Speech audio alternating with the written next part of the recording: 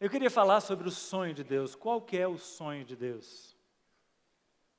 Qual é o sonho de Deus? Todos nós dizemos, se você é um líder, você diz, eu quero cumprir os sonhos de Deus. Eu quero alcançar os sonhos de Deus. Todos que somos líderes queremos isso. Eu quero provar para vocês que o sonho de Deus tem um nome e se chama multiplicação. Nós vamos começar desde o começo, Gênesis 1. Em Gênesis 1, Deus declara, haja luz. Haja luz. No princípio, Deus.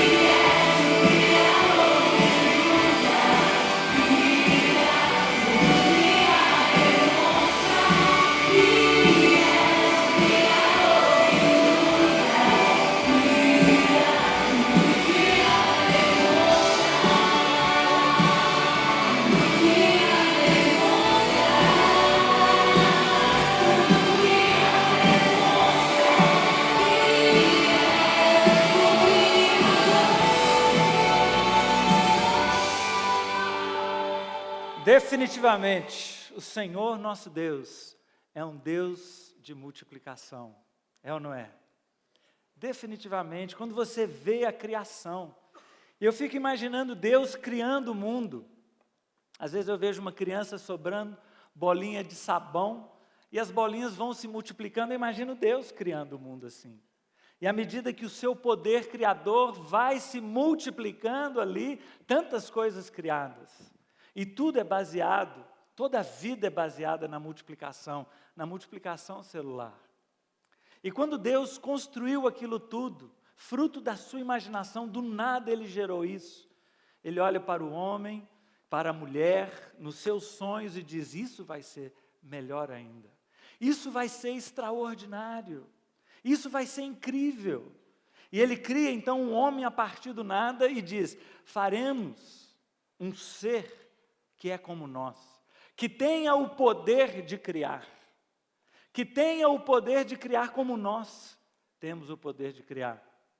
E Ele então forma o homem, a sua imagem e a sua semelhança, com a habilidade de se relacionar um com o outro.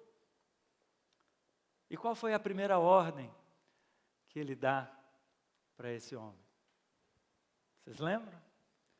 A primeira ordem, faça isso, faça aquilo, não. A primeira ordem é, sejam férteis, multipliquem-se.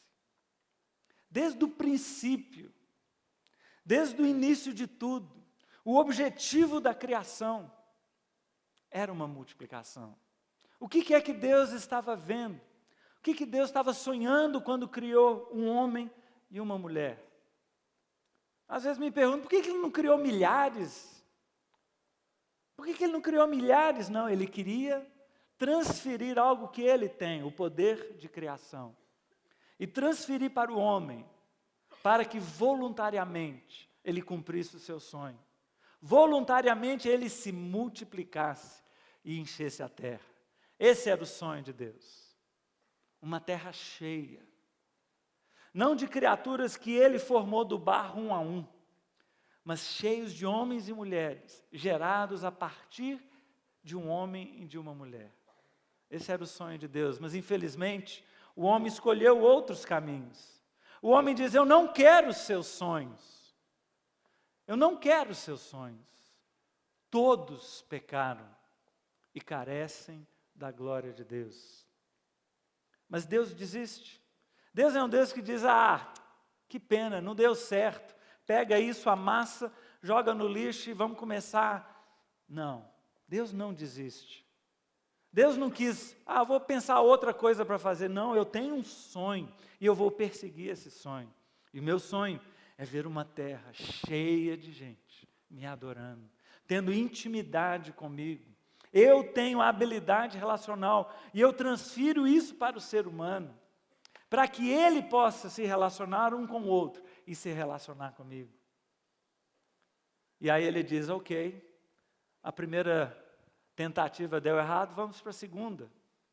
Gênesis 9, finalzinho ali da história de Noé.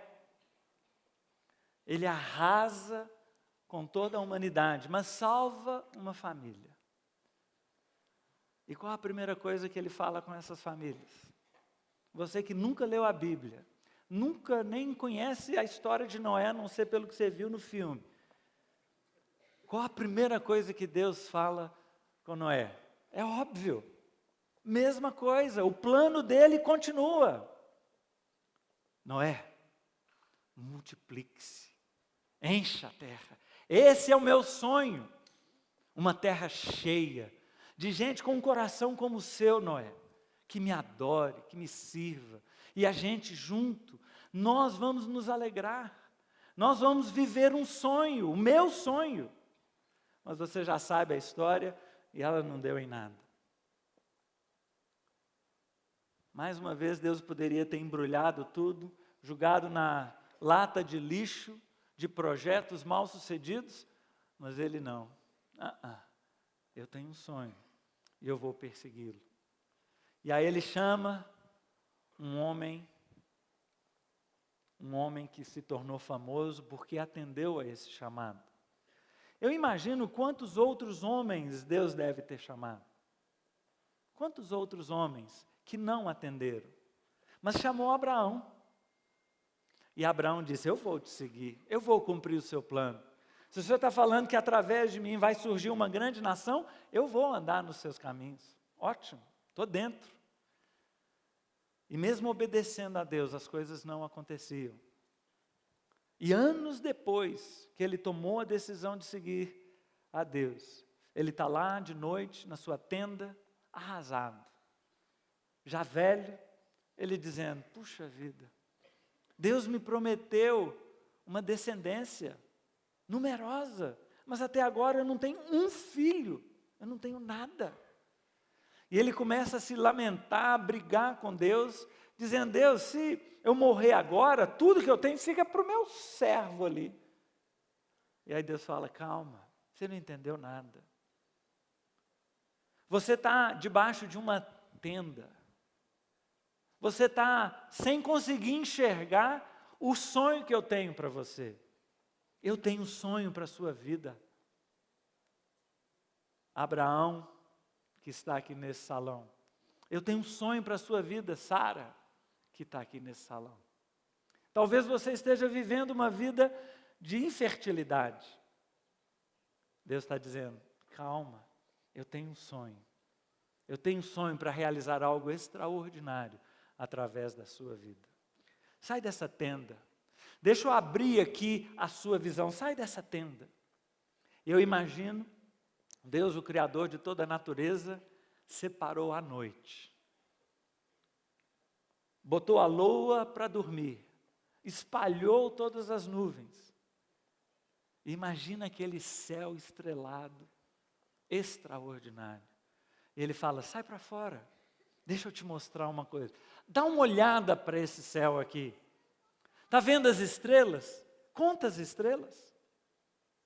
Conta as estrelas, assim será a sua descendência. Você sabe quantas estrelas existem?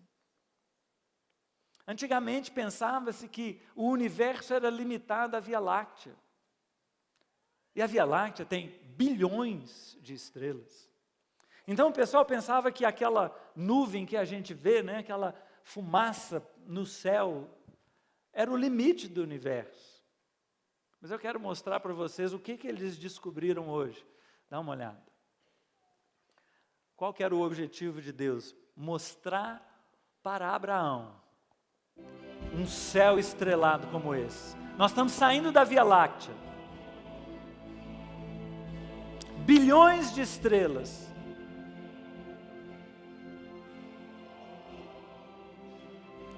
Mas é só uma galáxia. Olha lá outra ainda ali. Olha lá outra chegando junto. E cada pontinho desse é uma galáxia. Não é estrela, é galáxia. Cadê a Via Láctea?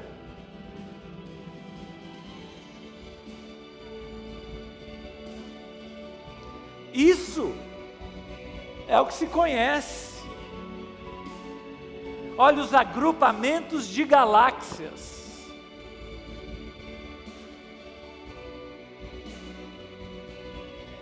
Esse é o meu Deus. Glória a Deus. Esse é o meu Deus. Dizem, se você for contar todas as estrelas já vistas pelo ser humano, e fosse contar gastando 1 segundo com cada uma delas, 1, 2, 3, 4, 5, todas as vistas pelo ser humano, você gastaria 2.500 anos contando estrela. Deus vira para Abraão e diz, dá uma olhada. Vê se você consegue contar, Abraão. Dá uma olhada, assim vai ser a sua descendência. O meu Deus é um Deus de multiplicação. O meu Deus é um Deus que faz as coisas crescerem. Meu Deus não é um Deus de estagnação. O reino de Deus é um reino que cresce, um reino que avança.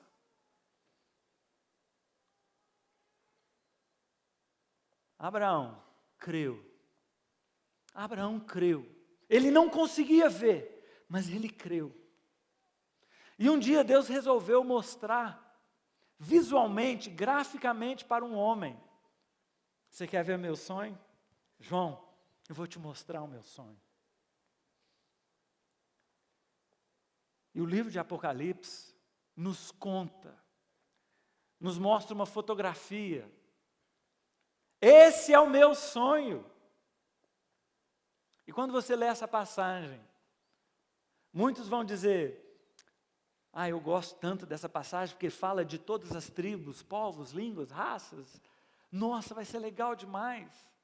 Tem outros que olham essa passagem e dizem, nossa, eu adoro esse trecho, porque imagina todo mundo ali adorando a Deus juntos, em pé. Que maravilha!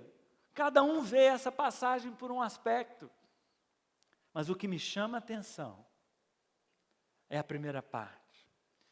E eu vi com os meus olhos uma multidão que ninguém podia contar. Quando Deus chama Abraão, ele diz o quê? Conta as estrelas, se é que pode contá-las, assim será a sua descendência. Assim será a sua descendência. E agora em Apocalipse, o mesmo termo. Você pode contar? Uma multidão que ninguém pode contar. Esse é o sonho de Deus. Multipliquem-se. Multipliquem-se até que vocês formem uma multidão que ninguém pode contar. Quantas pessoas estão no seu grupo? Ah, o meu grupo tem 20. Deu para contar. Ah, o meu tem 15 mil. Deu para contar. Ah, mas juntando todos os grupos de jovens aqui, a gente consegue contabilizar, sei lá quanto, 150 mil, 200 mil. Deu para contar. O sonho de Deus é muito maior que isso. É tanta gente que não dá para contar. E todos, de todos os povos, de todas as línguas, de todas as raças, vão estar em pé, com as roupas lavadas, purificados, santificados, lavados pelo sangue, em adoração ao Santo Deus. Esse é o sonho de Deus. E hoje, nós não estamos lá ainda. Se essa é a visão de Deus que Ele nos dá, e nós estamos aqui, nós temos que caminhar em direção a esta visão. Deus enviou Jesus, e através dele, nos tornamos filhos de Abraão. E Jesus diz, eu desci do céu, não foi para fazer aquilo que eu estava afim, não foi para fazer aquilo que me dava na teia, deu uma ideia legal aqui. Não, eu desci do céu, para fazer a vontade daquele que me enviou. Eu desci do céu para fazer a vontade daquele que me enviou. Eu só estou aqui para fazer a vontade daquele que me enviou. E aí chegamos no tão conhecido Mateus 28, 19. No verso anterior ele diz, eu recebi toda a autoridade. Eu recebi toda a autoridade. Quando o mar se levanta, eu digo, aquieta. Aquieta. Quando um homem possuído de demônios, eu digo, saia os demônios.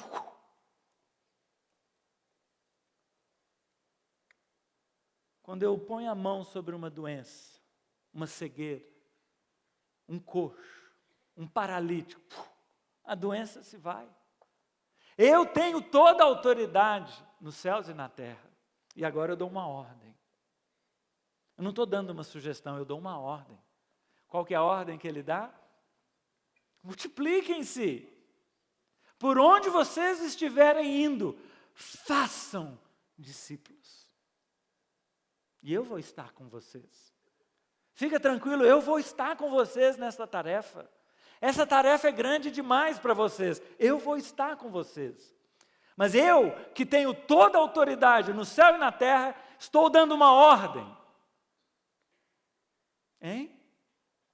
Você ouviu o que Jesus falou? Você entendeu o que Jesus falou? Como assim? Ele está falando para a gente ir para onde? Ah, mas lá é muito longe. Não, mas e aquilo que eu estou fazendo agora? Não, mas eu não entendi. Que horas que é para ir? O mar pergunta isso para Jesus. Ô, Jesus, você está mandando acalmar quanto? Quanto que eu devo me acalmar aqui? As ondas podem ficar de qual altura? Isso é para agora ou para daqui a 10 minutos? Aquieta, mar. Imediatamente o mar se acalmou. E ele diz, vai, faça discípulos. E nós, hein? Eu? É you. É you mesmo. É você. É você. Esse é um chamado de Deus para mim e para você. Sabe quando esse global movement vai acontecer? Quando você começar a se mexer. Quando você começar a se multiplicar. A ordem de Jesus é tão clara. Multiplique-se. E aí vem a pergunta, mas por que eu? Alguns têm aquela pergunta idiota, mas será que eu tenho chamado? Cara, com uma mão Jesus te arranca do poço de lama, e com a outra Ele te entrega o ministério da reconciliação. Se você foi reconciliado, você tem o ministério da reconciliação. Ou você é um missionário no campo, ou você é um campo missionário. Não tem opção. Ou você está a trabalho, ou então você não conheceu esse Deus maravilhoso. Eu quero te dar algumas razões por que você.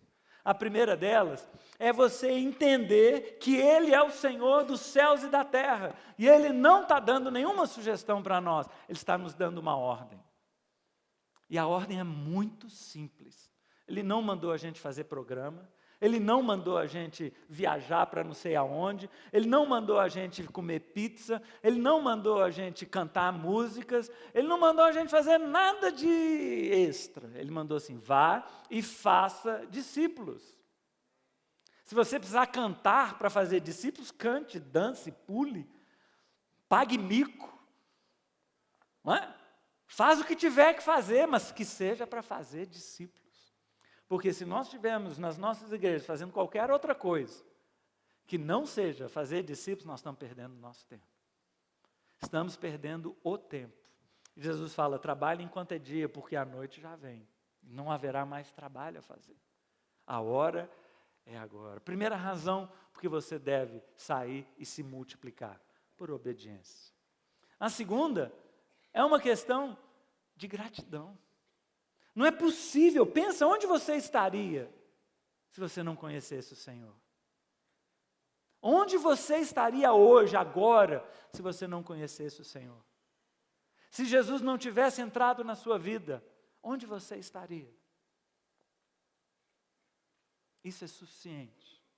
Isso é suficiente para você sair pelo mundo inteiro gritando, Jesus Cristo é o Senhor.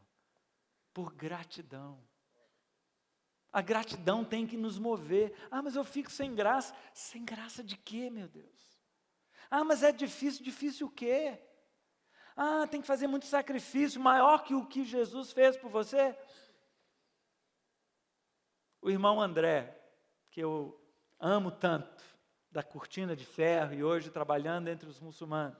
Um homem que doou a vida inteira para a causa de Cristo, arriscando diariamente a sua vida. E um dia perguntaram para ele, o que você acha de ter sacrificado a sua vida toda para o reino? Ele disse, sacrifício? Depois do que Jesus fez por mim, você vem falar, sacrifício? Que sacrifício? Não tem sacrifício nenhum, é só alegria. É só alegria. Se eu puder trazer honra, glória e louvor, é só alegria, não tem sacrifício nenhum. Ah, mas você teve que abrir mão de muita coisa. De quê? Paulo dizia, eu considero todas essas coisas como lixo, como esterco, como cocô de cavalo. Não vale nada. Ah, mas você não se casou. Ah, você não teve um carro do ano. Ah, você não progrediu na sua carreira. Hein? Alô? Nós estamos falando aqui de eternidade. Nós estamos falando aqui de eternidade, meu irmão. O que é um carro? Um celular? O que é qualquer coisa perto daquilo que Jesus fez por nós? Por isso Deus nos chama. Deus nos chama. Multiplique-se. Isso que você recebeu não pode ficar com você. Se você está liderando jovens, não é para entretê-los. Não é para fazer gracinha com eles. É um movimento de multiplicação. Se o seu grupo não se multiplica, você está perdendo o seu tempo e daqueles que estão com você. Se não há multiplicação de convertidos, se não há multiplicação de líderes, se não há multiplicação de transformação de vida, se pessoas não estão sendo acrescentadas àquela multidão, você está perdendo tempo. Tempo precioso. E um dia você vai se colocar diante do Senhor e Ele vai dizer, e aí? Com os talentos que eu te dei, o que você fez? Eu não entendi. Eu não entendi que era para multiplicar. Eu só achei que era para guardar. Então, está aqui o que o Senhor me deu. Eu não quero. Tem uma terceira razão. A primeira por obediência, a segunda por gratidão. E a terceira se chama amor. Você precisa amar. Você precisa amar o perdido. Você precisa ter compaixão daquele que não conhece o Senhor. Ele pode estar com um sorriso no rosto, pode estar nas baladas, pode estar transbordando de alegria, mas ele está perdido. Tem um trechinho de um filme, todo mundo já viu, Titanic. Eu quero que você assista e identifique nesse filme o que é o mundo sem Deus e o que é a igreja. Dá uma olhada nisso aí. O que é o mundo? Você sabe, está em desespero. E o que é a igreja? Sentadinho no barco, todo mundo agasalhadinho, confortável. Que bom que nós estamos num barco desse. Graças a Deus por esse barco. Obrigado, Senhor. Vamos lá salvar o povo? Não, confusão, que é isso? Vamos mexer com isso não? Vocês sabiam que mais gente morreu nas águas geladas por falta de alguém que os resgatasse do que no afundamento do navio propriamente dito? Os barquinhos desciam vazios. Os barcos cabiam 60 e tantas pessoas. Teve barco que desceu com 18, pelo amor de Deus. E não voltou. Dizem que uns 10 homens se salvaram das águas, sabe como? Nadando atrás dos barcos. E vários deles morreram no fundo do barco ali, congelado.